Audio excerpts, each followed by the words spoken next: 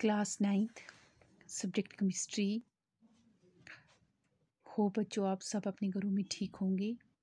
God bless you all. बच्चों, आज हमारा टॉपिक है मेटलाइट्स। जैसे हमने प्योर और इम्प्योर सब्सटेंसेस पहले पढ़े, तो प्योर सब्सटेंसेस में क्या आते हैं? Elements and compounds. एलिमेंट्स में हमने क्या क्या पढ़ा? मेटल्स पढ़े, नॉन मेटल्स पढ़े। आज हम उनकी थर्ड कैटेगरी पढ़ रहे हैं, that's called as a metalloids. ठीक है, मेटलाइट्स। अब मेटलाइट्स क्या होते हैं? Which have the properties similar to metals and non metals. Metalloids हम उनको बोलते हैं जिनमें आदि प्रॉपर्टीज जिनकी जो प्रॉपर्टीज़ हैं वो मेटल से भी सिमिलर हो, मेटल से भी मिलती हो और नॉन मेटल से भी मिलती हो। यानी कि उनमें मेटल्स की भी प्रॉपर्टी हो और नॉन मेटल्स की भी प्रॉपर्टी हो, उनको हम क्या बोलते हैं? मेटलाइट्स।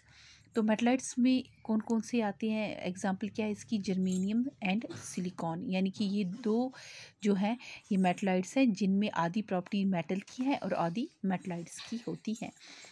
अब मेटलाइट्स आपको क्लियर हो गया। अब हम पढ़ेंगे नोबल गैसेस। जैसे हमारे पीरियोडिक टेबल में अगर आप देखोगे उसमें है, तो नोबल गैसेस हम किनको बोलते हैं? Are those which have stable electronic configuration. Noble gas उनको बोलते हैं जिनकी जो इलेक्ट्रॉनिक कन्फिग्रेशन होती है वो स्टेबल होती है। For example helium, neon, argon, xenon, krypton etcetera. अब उसके बाद आते हैं हम सेकंड प्योर कंपाउंड्स में, सेकंड प्योर इसमें प्योर सब्सटेंसेस में, जैसे कंपाउंड्स। ठीक है, एलिमेंट्स पढ़े, एलिमेंट्स में हमने metals, non metals and metalloids पढ़े। अब हम पढ़ रहे हैं दूसरे वाले प्योर सब्सटेंसेस जिनको हम कंपाउंड्स बोलते हैं। दे आर फॉर्म्ड व्हेन 2 और more elements combine in a fixed whole ratio.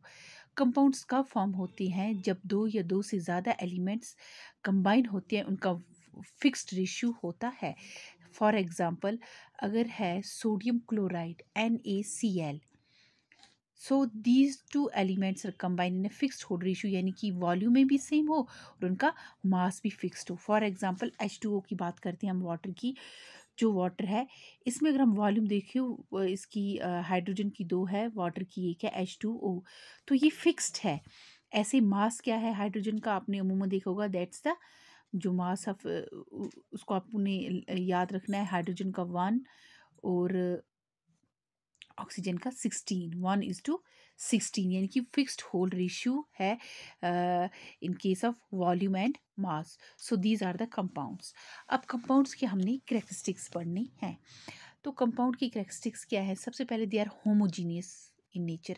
Homogeneous nature means they have the same composition. Compounds have the same composition, इसलिए हम उसको बोलते हैं they are the homogeneous. The properties of compounds are entirely different from its constituents. जो भी properties होती है compound की वो उसके कॉन्स्टिट्यूएंट से अलग होती है।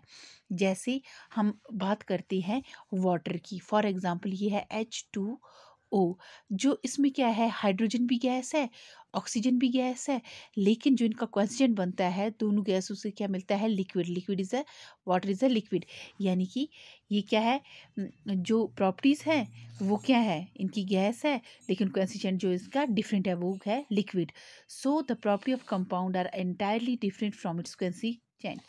इसकी जो एक और प्रॉपर्टी है, जो इसके कॉन्स्टिट्यूएंट्स होते हैं can't be separated by the physical method. जो भी कंपाउंड की जो कंपाउंड होता है उसके जो कॉन्स्टिट्यूएंट होते हैं वो हम इनको सेपरेट नहीं कर सकते हैं बाय द फिजिकल मेथड, जैसे डिस्टिलेशन, क्रिस्टलाइजेशन। इनसे ये सेपरेट नहीं हो सकती है। हाँ, ये सेपरेट हो सकती है थ्रू, जब हम इनसे electric current when pass through the compound, so its constituent can be separated but through the chemical reaction, not by the physical method. फिर है इनकी एक फिक्स्ड प्रॉपर्टी है, they have like same melting, they have the fixed melting point and the boiling point. इनमें जो melting point और boiling point होगा वो फिक्स होगा। The formation of compound is accompanied by the energy change. जो formation होगी compound की ये कैसे आएगी? By the energy change. अब आप बोलोगे ये कैसे? कंपाउंड कैसे बनता है? जब दो एलिमेंट और एलिमेंट जब आपस में रिएक्ट करते हैं, यानी कि इनमें केमिकल रिएक्शन होती है, और जहाँ केमिकल रिएक्शन होती है वहाँ केमिकल चेंज यानी कि एनर्जी चेंज होती हैं। तो formation of compound is accompanied by the energy change. अब इसमें क्या क्या आता है? Water, sodium chloride and SO2. These are the some compounds.